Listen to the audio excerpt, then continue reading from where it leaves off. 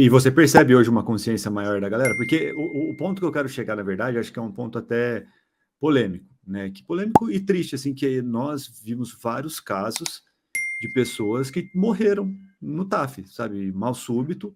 Sim. E isso daqui, né, vem muito, eu acho, disso que a gente falou, da pessoa não se preparar, bater um desespero numa reta final, a pessoa vai sozinha, não passa no médico, não procura um profissional, e aí esse tipo de coisa vai acontecer, né?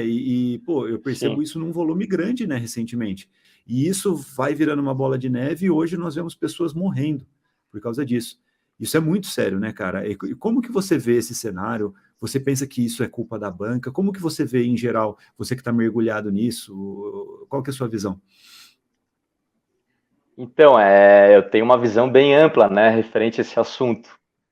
Primeiro que eu gostaria de sugerir às bancas, às instituições que organizam os TAFs, de fazer o exame médico até mesmo antes da prova teórica. Porque ali você já começa a selecionar os candidatos, né? E você também não faz esse candidato muitas vezes perder tempo nesse processo de seleção do concurso. Porque tem muito candidato que vai lá, rala, passa na prova teórica, né?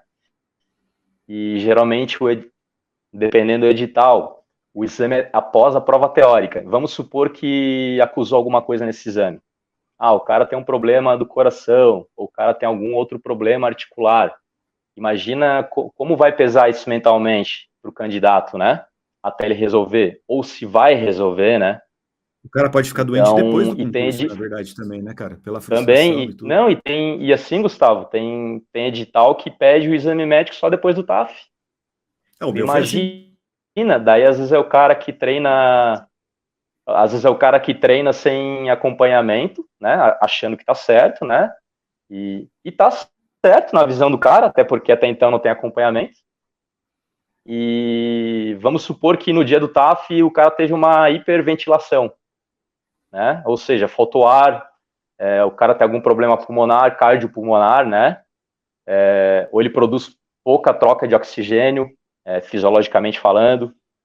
Ou às vezes é um cara que tem algum problema cardiovascular, às vezes é um histórico familiar, o cara não sabe, não se atenta. Às vezes é um cara que é diabético, porque a diabetes hoje é uma doença que acarreta outras doenças também, né? A diabetes, ela te traz problema cardíaco, ela te traz hipertensão, ela te traz uma série de coisas e o cara não sabe muitas vezes. E aí é onde acontecem as coisas. Às vezes você vai fazer o TAF numa temperatura lá de 40 graus, né, do Mato Grosso ou de Rondônia, enfim, e você está submetido a esses riscos. E você não sabe, até então você acha que está bem, e não está. Né? Então, vamos dizer que é uma roleta russa, né? Graças a Deus, você se saiu bem, né, Gustavo? Mas não é todo candidato que passa a ter essa forma positiva, né? Tem muito candidato que vai a óbito e às vezes não sabe, né, o porquê, a causa, né? Porque não foi diagnosticado lá atrás. Então, é algo que eu peço assim, para as autoridades, para as instituições, ver com carinho, assim, fazer essa recomendação dos exames, né, médico um pouquinho antes, até mesmo da prova teórica.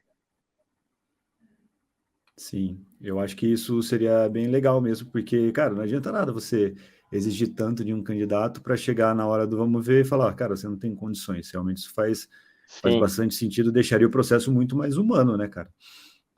É uma coisa que é até legal, assim, durante o acompanhamento que eu faço com os candidatos, cara, uma das avaliações que eu faço são avaliações de esteira, né? Eu faço uma avaliação, um teste que a gente chama que é o teste de VO2 Max, né? Que é o teste do máximo de oxigênio que tu consegue produzir, o teu organismo consegue produzir. E me mostrando as variáveis desse teste, eu consigo já saber o candidato que ele é suficiente, né, para produzir um percentual de oxigênio, né, no corpo, ou seja, se ele está mais apto ou não, e baseado se ele está mais apto ou não, eu consigo direcionar um treino adequado para esse candidato. Porque não adianta, às vezes, eu não fazer um teste e chegar lá pro cara e, porra, tacar um treino porrada para ele, sendo que às vezes é um cara que fisiologicamente ele tem essa dificuldade de produção de oxigênio no corpo.